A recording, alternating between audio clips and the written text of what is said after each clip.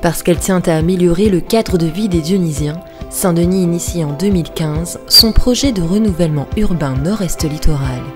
Prunelle, c'est la transformation profonde de 3 quartiers vieillissants du chef-lieu, le bas de la rue Maréchal Leclerc, le Vauban et le Butor, 65 hectares qui gardent leur identité, mais qui retrouveront, grâce à ce projet, une nouvelle dynamique. La semaine dernière, Dionysité assistait à l'inauguration de la nouvelle maison Prunelle, dans un local plus grand, plus accessible aux personnes à mobilité réduite et mieux desservi en bus.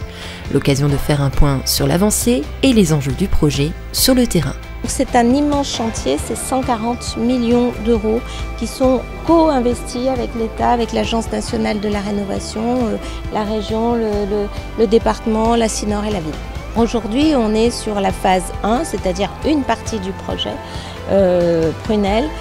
Et nous sommes sur la phase où les bailleurs sociaux ont commencé à proposer à ceux qui habitaient dans certains logements d'autres logements, parce que ce sont des logements qui vont être déconstruits parce que de très mauvaise qualité pour être reconstruits et avoir une offre qui va mieux à la dignité et c'est la lutte contre l'insalubrité des logements.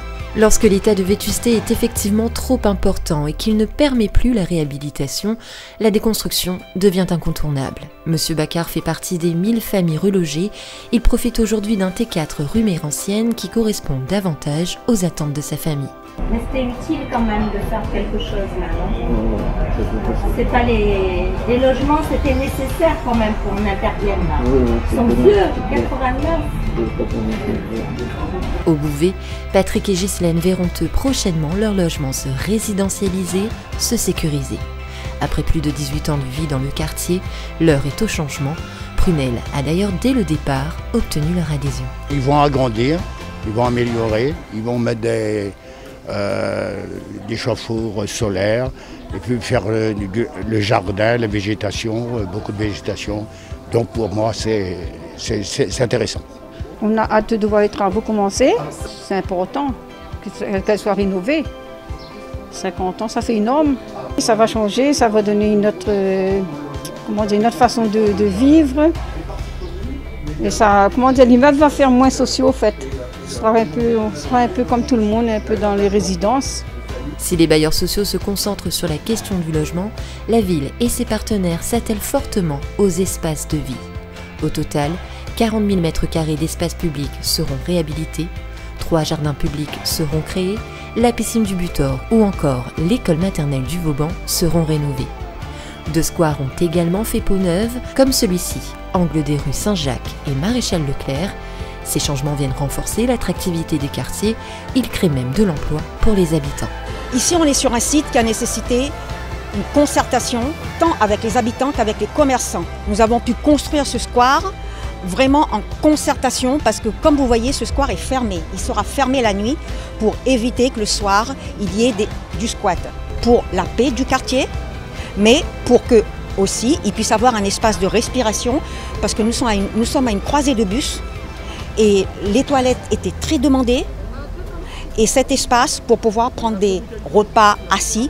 J'ai fait une inscription par intérim et du coup on m'a appelé par l'entreprise Yves Espace Vert. Donc j'ai eu la chance de travailler avec eux sur le site. Il y a beaucoup de jeunes qui sont là, ils sont dans la cité, ben là au moins ils auront un asseoir, un truc pour jouer, moins d'activité. Vous l'aurez compris, cette transformation ne peut se faire sans la participation des habitants qui jouent un rôle fondamental dans l'évolution de leur quartier. 700 citoyens ont d'ailleurs participé aux actions de co-construction et parmi eux, le Conseil citoyen.